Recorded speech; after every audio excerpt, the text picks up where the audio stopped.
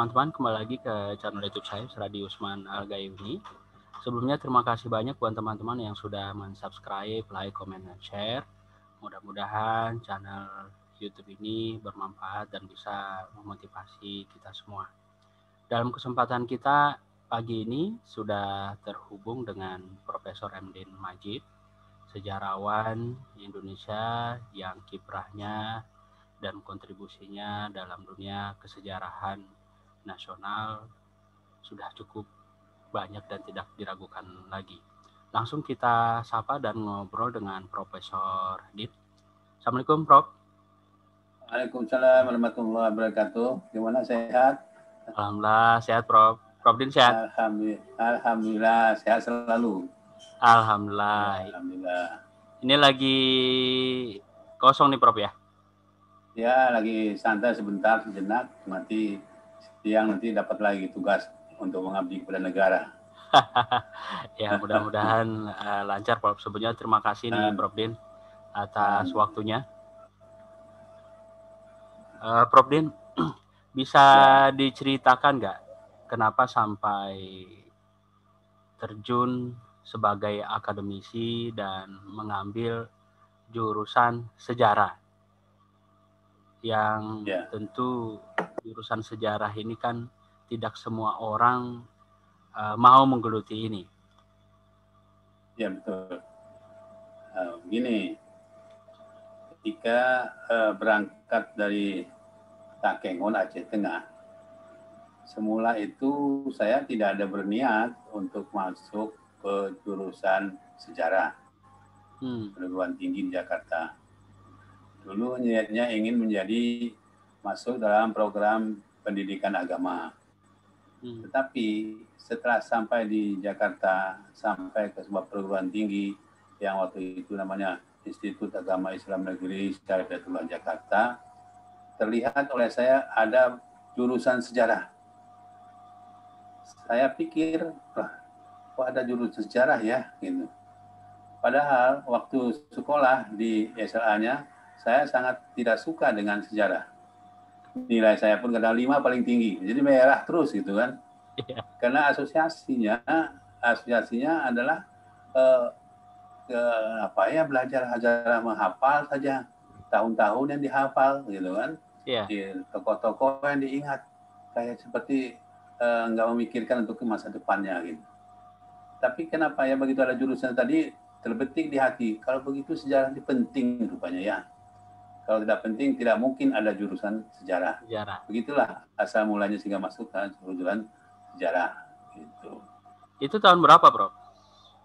Itu tahun 70. Tahun 70? Berarti tamat sekolahnya tahun 70 dan daftar tahun 70? Iya, terus langsung ke Jakarta. Gitu. Langsung merantau dan langsung daftar kuliah tahun 70 itu ya?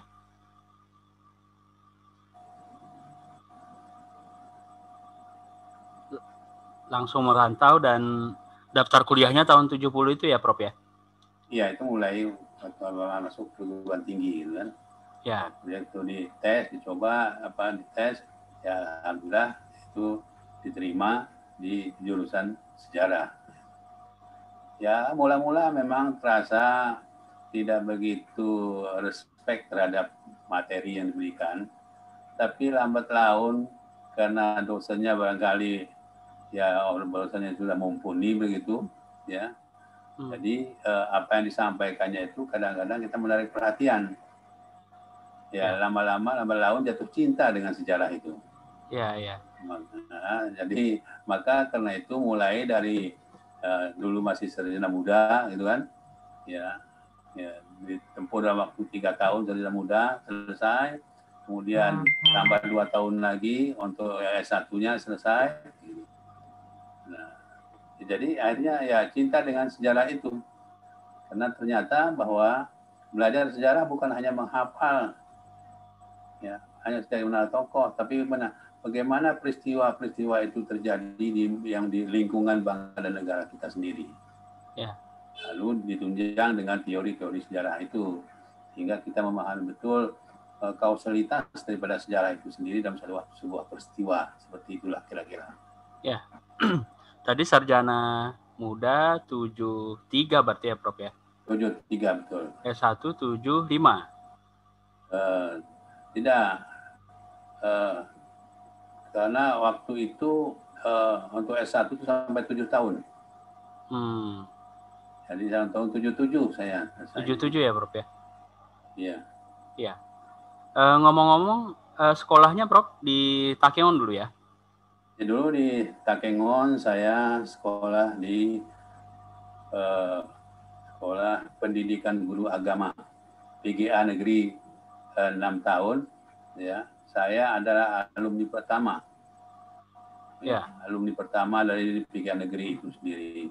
Waktu itu kepala sekolahnya Bapak Saleh R namanya. Ya. Rupanya di Asir-Asir waktu itu masih di tengah-tengah sawah gitu lah. Ya. Seangkatan berapa orang, Prof?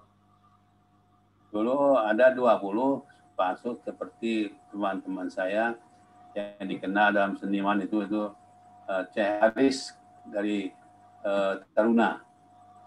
Ya, itu seangkatan itu. Ya. Yang lain ada ya dari kebanyakan ada namanya Abdul Butali pada ya banyak lah gitu ya. Ya jadi yang dikenal orang kalau Syekh itu kan dikenal orang kan. Ya. Nah, jadi artinya ingatlah Syekh Haris gitu kan. Karena di sekolah itu juga waktu itu kita ikut kegiatan ekstrakurikulernya untuk drum band. Ya, drum band. Kemudian ada grup seniman. Dulu ada kalau penyanyi wanitanya namanya Murni.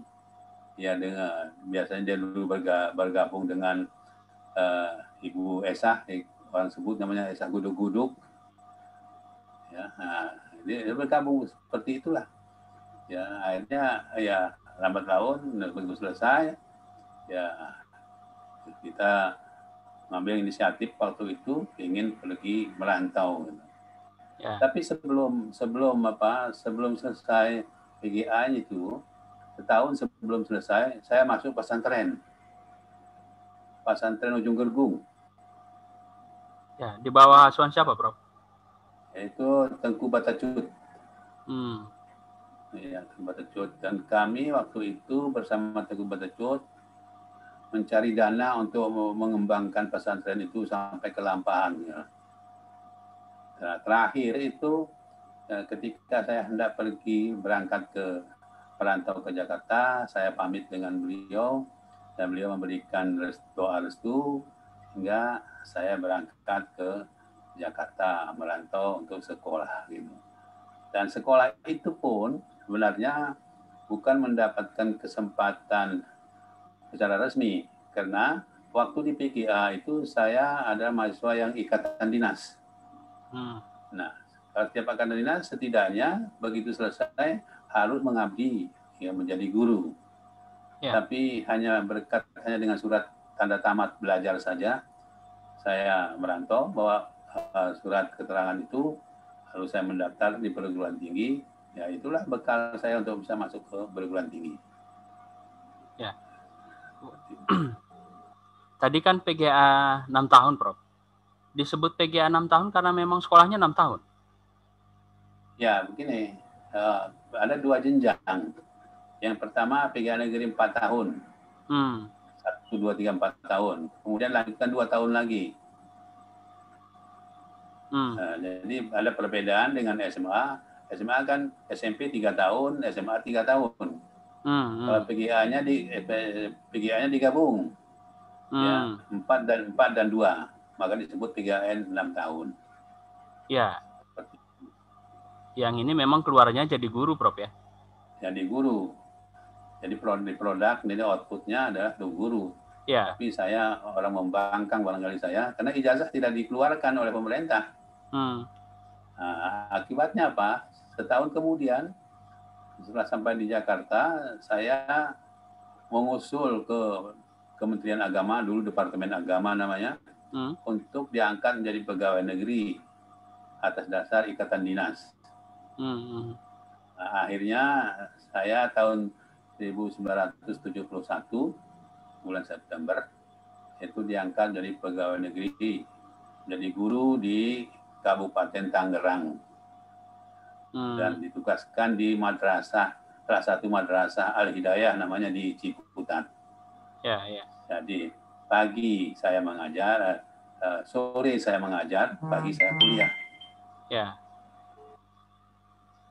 Berarti selesai SD langsung PGA, begitu, Prof? Ya, jadi selesai dulu saya tidak SD, tapi SRI. SRI. Sekolah Rakyat Islam Negeri. Itu di mana, Prof? Berapa tahun? Itu 7 tahun. 7 tahun. Ya. Ya 7 tahun ya di Simpang 4 Bebasan. Nah, saya tinggal di Simpang Bernung Lelabu. Jadi kalau ketika sekolah ke Simpang 4 itu kalau musim hujan itu jalannya beceknya ya, lumpurnya ya setengah mati lah. Sepatu harus ditenteng, diangkat gitu. Apalagi saat-saat waktu musim orang mengolah sawah, ya jalan itu dipenuhi dengan kerbau. Jadi kita pun berjalan kadang-kadang ada melipir ke pinggir-pinggir mencari tempat yang agak kering, ya, yang tidak diinjak-injak oleh kerbau. Jika memang jalannya lumpur betul, ya mau tak mau, lumpur pun sampai selutut begitu. Akhirnya setelah sampai di Bebasan, di masjid Bebasan itu, baru cuci kaki, baru pakai sepatu. Begitulah kondisinya. Waktu itu sungguh memprihatinkan. Ya. Tetapi karena memiliki semangat juang yang tinggi, ingin sekolah yang tinggi, ya itu tidak menjadi hambatan. Ya. Justru itu menjadi motivasi bagaimana saya keluar dari kungkungan kesulitan seperti ini. Ya. Dari Masjid Bebasan ke Simpang 4 itu udah bagus jalannya, Prof? Ya, waktu itu sudah bagus, sudah ada batu-batu lah. Udah ada batu-batu, udah pengerasan berarti? Iya, sudah pengerasan, ya. Dari masjid ke tempat Profnya, Bernung tadi belum ya? Belum, itu masih lumpur, masih tanah ya. Ya. Rumah penduduk sendiri gimana waktu itu, Prof? Dari Bebasan ke Bernung itu, apa sudah ramai? Ya, waktu itu ya rumah itu masih jarang ya. Barangkali 25 atau 50 meter satu barangkali kadang-kadang tidak kita temukan pun seperti itu. Ya. Dari Bernung sendiri banyak yang sekolah di SRI tadi, Bro? Banyak, bahkan lebih di hulu lagi banyak yang sekolah di SRI. Tapi seangkatan saya tidak ada yang selesai. Ya, sampai SRI saja sudah mundur teratur gitulah. Iya, iya. Faktornya apakah karena faktor tidak memiliki inisiatif untuk belajar atau karena faktor ekonomi, ya, saya kurang tahu. Waktu itu kita nggak berpikir ke arah itu ya. Ya. Seangkatan, Prof, yang SRI itu berapa orang? Iya, sekitar 20 orang. Semua? Ya, di satu angkatan, tiap satu kelas. Nah. Tiap satu kelas 20? Iya, jadi pada saat kelas 2 dulu ada teman saya juga lagi, itu Ceh Mahlil. Oh, itu seangkatan Prof Din ya? Seangkatan, iya, di kelas 1 sampai kelas 2. Kelas 1 sampai kelas 2? Ya, habis itu dia pindah ke Winareh, terus di perpisahan, nah, dia di Dong. Ya, dia di Dong, judul di Dongnya Gelingang Raya. Mungkin si sekarang beliau nggak lupa kali ya. Tapi karena dia dari orang Ceh gitu, kita ingat gitu kan. Iya, Prof. Selain Pak Mahlil tadi, Prof, masih ingat teman-teman yang lain? Oh, nggak ingat. Yang seangkatan, yang SRI tadi? Iya, nggak ingat lagi sekarang.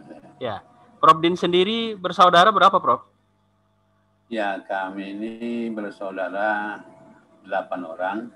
Ya. Anak pertama umur 5 tahun meninggal, perempuan.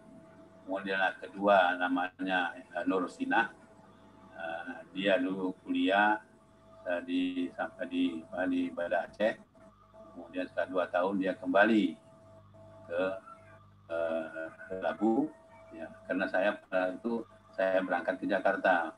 Mungkin karena faktor ekonomi, orang tua nggak mungkin harus bisa memikul dua-duanya barangkali dalam perantauan. Ya. Jadi dengan hati ikhlas kakak saya ini kembali dia. Kemudian beliau akhirnya juga diangkat jadi pegawai negeri karena ada penyetaraan atau apa, saya kurang tahu persis atau itu. Dan sekarang pernah menjadi kepala sekolah SD ya di Kercing, dan di situ dia pensiun. Ya. Kemudian di bawah saya lagi namanya adanya Sumarni, dia juga sempat S1, kemudian jadi kepala sekolah juga pernah ya sampai dia pensiun. Ya.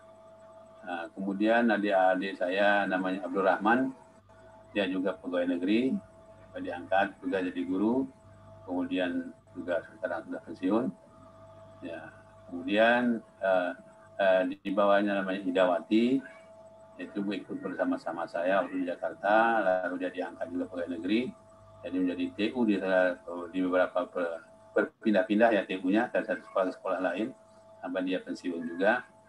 Ya, kemudian di adiknya lagi namanya Mariana, ya dia sekarang ini usaha wira swasta, dan yang terakhir namanya Said Abdullah, dulu dia kuliah di Bandung, dia di S1, sekarang dia kembali ke kampung halaman dan dia buka usaha di Takengon, Aceh Tengah. Ya, berarti rata-rata kuliah, Prof ya? Ya, rata-rata kuliah. Rata-rata kuliah. Sementara profesi orang tua apa, Prof? Ya, orang tua ini petani. Petani ya? Bersawah, berkebun ya, Prof ya? Hanya kebun saja, tidak bersawah. Kebun ya? Iya, hanya kebun saja. Luas, Prof? Jadi dari kebun, ya tidak luas, ya tidak luas. Tapi dari kebun itulah berkat ketekunan, kesungguhan, ya almarhum ini mendidik kami, membiayai kami, alhamdulillah ya, bisa seperti keadaan sekarang ini, gitu lah. Ya. Sementara kondisi perekonomian waktu itu bagaimana, Prof? Untuk secara umum masyarakat Takengon, khususnya di Lagu, ekonominya menengah ke bawah, hanya mengandalkan menumpukan dirinya kepada kebun saja, ke kopi saja. Seandainya kopi itu tidak berbuah, di sinilah terjadi dalam tanda petik pacaklik, ya sulit. Tetapi oleh Bapak kebetulan dia buka warung, ya jual kelontong gitu.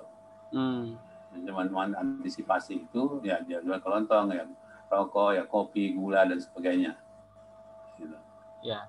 Itu sebagai tambahan, Prof ya? Tambahan saja. Ya ini kan luar biasa, Prof ya. Jadi ya secara umum orientasi orang ke pendidikan waktu itu masih kurang. Sementara bergantung ke kebun, tapi rata-rata sarjana.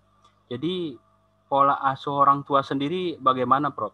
Sehingga Prof Din dan saudaranya bisa bersekolah dan terutama Prof bisa jadi seperti yang sekarang. Ya, begini ceritanya kan. Kami sekolah itu berkompetisi, saya dengan kakak saya. Kakak saya di SMA, saya di PIA, berkompetisi. Ya. Kalau pagi-pagi ya sama-sama cepat bangun, siap sekolah. Kemudian pulang sekolah itu apa pelajaran yang ditugaskan oleh guru, ya itu langsung dikerjakan. Ditambah lagi saya malas masuk kebun. Nah, itu ya, malas saya masuk kebun itu. Tapi alhamdulillah orang tua mula-mula itu tidak marah dengan saya. Ya. Bahkan kalau di musim kopi berbuah, tugas saya hanya untuk menggiling kopi aja. Ya. Tidak mengutip ya, Prof ya. Ya. Tidak, pulang sekolah pokoknya giling kopi sampai jam 10 malam. Ya. Itu aja tugasnya. Itu aja tugasnya ya. Ya. Tapi satu ketika yang berkesan sama saya sekarang ini, ketika kami sama-sama di kebun, Bapak bercerita, katanya, bagaimana nih kebun nih, katanya nggak diurus gitu kan. Kamu nggak pernah kebun ini, kalau bisa tebang-tebangnya aja kopi ini, katanya. Ditebangnya 4 pohon gitu. Ya, Tuhan. Saya terpaksa diam aja. memang saya malas untuk masuk kebun. Itu juga memotivasi saya waktu itu, hingga saya harus selesai sekolah. Nah, satu ketika ada paman saya tinggalnya di Lok Sumawi, polisi. Jadi ajaknya sekeluarga ke Lok Sumawi jalan-jalan, bapak, ibu, kakak, adik, sebagainya. Waktu itu hampir menjelang ujian, saya mengatakan saya tidak ikut. Tidak ikut. Kenapa? Kenapa nggak ikut? Saya mau sekolah saja. Nanti kalau saya selesai sekolah, nanti saya akan pergi jauh dari situ. Jadi saya nggak ikut, cuma pergi, tinggal saya sendiri, gitu kan. Sampai ujian, ya sudahlah. Ternyata kata-kata itu pemicu dikabulkan oleh Allah SWT. Begitu selesai ujian, saya merantau lah ke Jakarta. Gitu. Ya. Pola asuh orang tua sendiri bagaimana, Prof? Bapak, Ibu? Ketika waktu belajar itu orang tua tidak memberikan tugas apa-apa. Dalam artian tidak minta untuk dibantu gitu, untuk menggiling kopi lah, apalah. Kalau dilihatnya sedang belajar. Ya, jadi ini juga salah satu yang menyebabkan saya enakan belajar daripada ngurusin kopi gitu. Ya, itu memotivasi juga akhirnya. Nggak udahlah, nggak usah ngurusin kopi. Itu bilangnya saya mau belajar ini. Tapi kita dipantau gitu. Dipantau betul nggak belajar ya? Ternyata betul. Seperti itulah kira-kira semangat etikat dari orang tua ingin memajukan anak-anaknya hingga ya pada umumnya itu sudah mencapai gelar S1. Ya. Berarti kalau urusan belajar, sekolah, mereka mendukung 100% dan tidak dilibatkan sama sekali untuk pekerjaan rumah dan pekerjaan kebun, Prof ya? Ya. Kalau penguatan nilai agama gimana, Prof? Ya, penguatan agama itu di rumah ya selalu kita melaksanakan ya, kewajiban sebagai umat Islam. Minimal itu ada sholat 5 waktu itu sangat diperhatikan. Bahkan waktu kecil kami itu dimasukkan ke tempat pengajian, diasuh oleh seorang guru. Guru itu namanya kami panggil Tengku Meresah. Sebenarnya Tengku Meresah ini adalah nama orang tua dari Abdul Rahman Usman yang sekarang tugasnya Hakim Agung Agama pada Aceh. Ya, Abdul Rahman Usman namanya. Jadi Tengku dari namanya Usman. Tapi bukan Yusradi Usman ya. Namanya sama gitu kan? Ya, sama-sama Usman ya, Prof. Mudah-mudahan juga iya. Gitu. Sama-sama Usman gitu. Seperti itu. Jadi kita disuruh ngaji, dan itu habis ngaji itu bermalamnya di Mersah. Gitu. Itu ada 10-15 orang laki-laki, kemudian ada 10 orang perempuan di tempat lain gitu kan. Seperti itu. Jadi kalau siapa yang nakal-nakal, yang laki-laki itu kadang-kadang kena sanksi. Sanksinya antara lain misalnya dia diceburkan ke kolam. Kolam mana tuh, Bro? Gitu. Nah, itu di Lelabu itu. Di rumahnya Pak Rahman Usman tadi. Iya. Itu yang jalan mau jalan ke Umang itu kan sebelahnya kan? Iya. Nah. Kalau saya Usmannya nama almarhum Bapak, Prof. Pak Din juga Majid sepertinya nama Bapak ya? Nama orang, betul. Jadi itu pun punya kisah sendiri ya. Ya, gimana kisahnya, Prof? Waktu di sekolah SRI, kemudian waktu PGA 4 tahun, nama orang tua itu belum melekat pada nama saya. Tapi setelah begitu mulai masuk PGA 6 tahun, ketika mau bikin ijazah, nama itu saya cantumkan nama orang tua. Karena waktu itu ada pikiran, alangkah indahnya jika nama saya ini disandingkan dengan nama orang tua. Jadi selama saya masih ada, nama orang tua pun masih tetap ada melekat pada saya. Ya. Nah, ternyata ya itu membawa berkah gitu kan. Ya, sampai sekarang kemana-mana nama itu kadang-kadang orang manggil saya Majid, kadang-kadang orang manggil nama Din, kadang-kadang M Din gitu. Ya. Karena M Din itu namanya Muhammad Din, Ya, disingkat Muhammad jadi M Din. Din. Iya. Ya. Berarti itu dasarnya Prof ya, ditambahkan Iya. Majid di akhir nama tadi ya. Iya, betul. Oke. Balik lagi ke kuliah tadi Prof. Jadi kan selesai 77 tadi ya. Ya, setelah saya 77 seperti kembali saya ke ikatan dinas tadi, ya, sambil kuliah. Kemudian setelah saya sarjana muda, saya pindah tugas mengajar ke SMP Islamiyah namanya. Ya, setahun kemudian saya pindah lagi ya ke IAIN. Ya, pindah ke IAIN. Kemudian begitu selesai IAIN, kemudian tugas saya tadinya sebagai tenaga administrasi beralih menjadi tenaga fungsional, jadi dosen. Dosen. Itu sejak tahun berapa, Prof? Iya, saya masuk menjadi dosen itu tahun 79. 79 ya? Iya. Kemudian itu menjadi dosen gitu. Kemudian ya tengah-tengah itu ya dapat tugas, saya mengajarnya kadang-kadang tidak hanya satu tempat, kita tempat-tempat lain. Waktu itu ya belajar mengajar ya pagi, siang, malam. Tampaknya kalau belajar seperti itu rasanya tidak merubah nasib gitu. Ya. Ya. Dan akhirnya saya mengalih profesi, ya ikut dalam wartawan. Oh, selain sempat mengajar juga, ya sempat ikut di wartawan di majalah Risalah Islamiyah namanya. Waktu itu pimpinannya Pak Zain Bajeber, anggota DPR pada waktu itu. Ya. Ya seperti itu, karena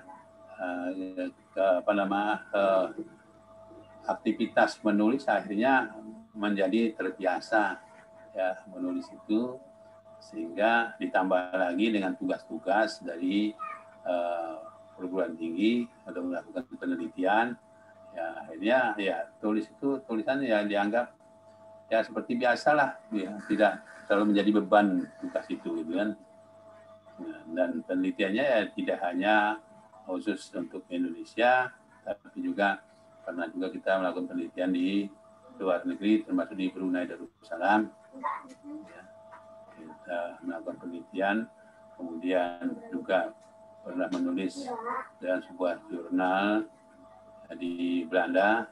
Karena waktu itu begitu saya selesai tamat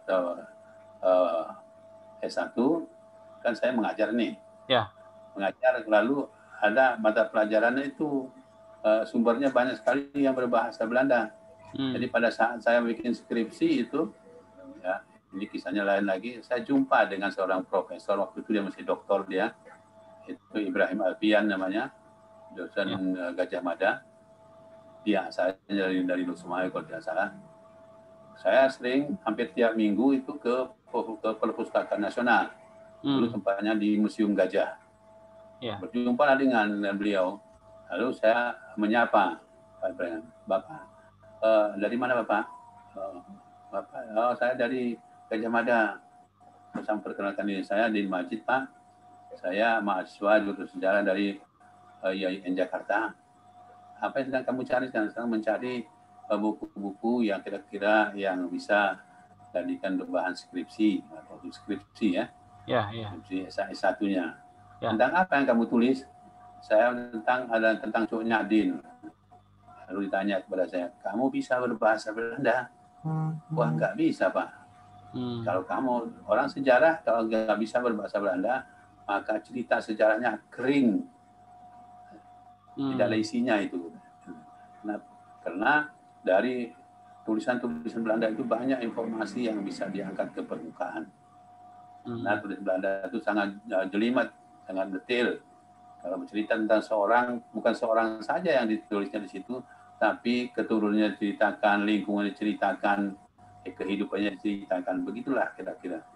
Nah itu setelah saya selesai, waktu saya di dosen, terbetik pikiran saya ingin mengembangkan bahasa Belanda. Ya.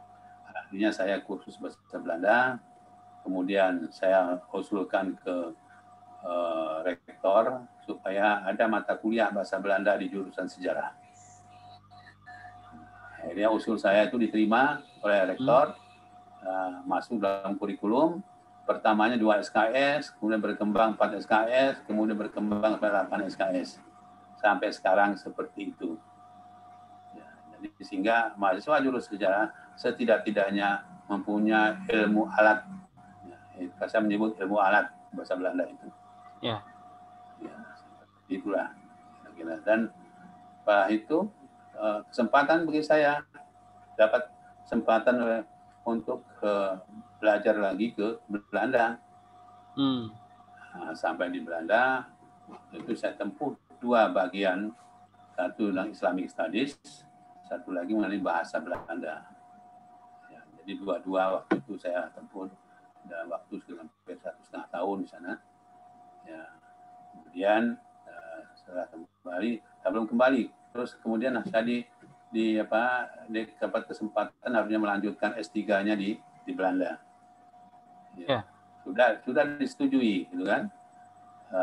Kemudian sudah disetujui dan saya sudah dikasih biaya penelitian ke Indonesia dan dulu juga sudah disetujui.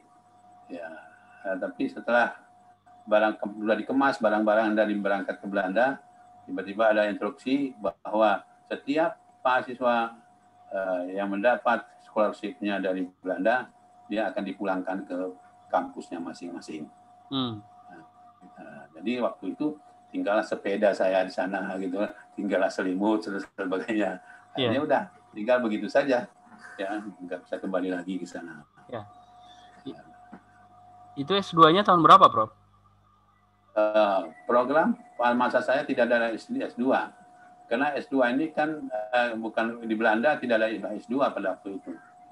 Ya, karena itu mata kuliahnya S1 itu 7 tahun. Ya. Jadi setelah itu dia langsung program doktor. Oh gitu. Tahunnya? Waktu itu tahun 89. Karena kan saya kan pegawai ya. Pegawai kalau sudah ada peluang dulu, izin dulu baru boleh berangkat, gitu kan? Iya. Waktu itu mengambil penelitian apa waktu pas di Belanda itu, Prof? Ya, mula-mula saya mempersiapkan proposal saya di sini mengenai Islam di Sumatera Selatan dari tahun 1950. Sudah sampai itu sudah pernah dipresentasikan juga di Inggris. Ya. Tapi ketika di Belandanya, ternyata apa yang akan saya tulis itu sedang dilakukan penelitian lanjut oleh orang Belanda sendiri. Akhirnya saya terpaksa banting setir lagi, ya, karena itu sudah akan ditulis orang, kan? Karena promotornya sama akhirnya. Sudah, akhirnya saya mengambil alih. Saya terpaksa membaca sumber awal terlebih dahulu. Itu sumber dari ensiklopedia yang saya baca, gitu kan. Mencari kira-kira apa yang patut, gitu kan. Ya, mula-mula saya akan menulis tokoh, ya, Habib Usman namanya, yaitu ulama Arab Betawi. Sudah banyak saya lakukan penelitian, tapi belum menulis. Tapi di tengah-tengah itu setelah saya potong dulu ya, kemudian kembali ke Indonesia kan tadi, kembali ke Indonesia, saya selalu ikut kalau ada penelitian di kampus, saya adakan penelitian di kampus. Saya mengadakan penelitian tentang haji. Kemudian selain itu juga sibuk dengan menulis biografi beberapa tokoh. Di antaranya, termasuk diantaranya adalah Haris Suhud, ya, dulu ketua MPR, ya, masanya Soeharto ya. Itu judulnya Catatan Seorang Prajurit. Kemudian Kemal Idris, orang kenal dulu adalah Jenderal Sampah, karena dia waktu itu mengelola sampah supaya nggak numpuk di Jakarta gitu ya. Judulnya Bertarung dalam Revolusi. Ya. Jadi masih ada yang lain-lain. Jadi waktu itu hanya saya asik nulis seperti itu. Akhirnya terbengkalailah saya nulis untuk disertasi. Satu ketika Pak Rektor, waktu Pak Sumardi Azra, dia bilang kepada saya, Din, katanya, saya malu lah. Kenapa Pak? Saya ke Gajah Mada, saya ke Andala, saya ke UGI, Pak Din selalu ditanyakan teman-temannya, udah selesai belum? Katanya, begitu terus. Gitu. Itu mengetuk hati saya.